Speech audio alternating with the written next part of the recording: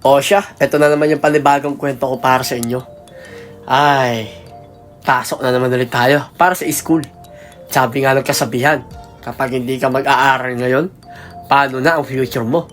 Kaya talagang pinagsisikapan ko makapag-graduate at makapagtapos ng pag-aaral. Dahil wala naman tutulong sa'yo kundi sarili mo lamang. Kaya shoutout sa inyo. At ito nga pala yung munti kong kwento para sa inyo. Dahil pumasok nga pala ako ngayong araw na to dito sa aking school. Dito nga pala sa school ko ay napakaganda at marami ka may kitang mga estudyanteng masisipag. Talagang ganado kong mag-aral. Matatalino o talagang magpursige.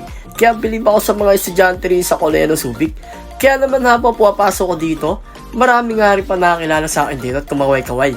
Kaya naman shoutout sa inyo. Basta, mag-aral lang kayong mabuti at huwag kayong gagawa ng kalokohan. Dahil hindi lahat ng bagay sa mundong to ay matutupad.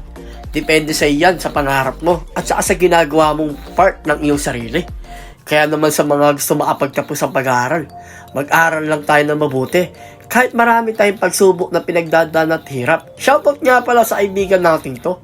Nagkita na naman ulit kami. Kaya naman shoutout sa iyo.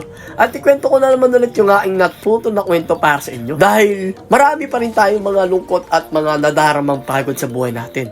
Pero lahat yan ay paglabanan lang natin. Dahil wala naman talagang gagawa sa atin, kundi sarili lang naman natin. Kaya palagi lang natin isipin na positive lahat ng mga ginagawa natin at maging masaya at naangiti tayo sa bawat araw. Lagi magpasalamat kay Lord God at hindi tayo mapalayo sa Kanya. Shoutout nga pala sa mga estudyante rito at ang dami nga pala nila.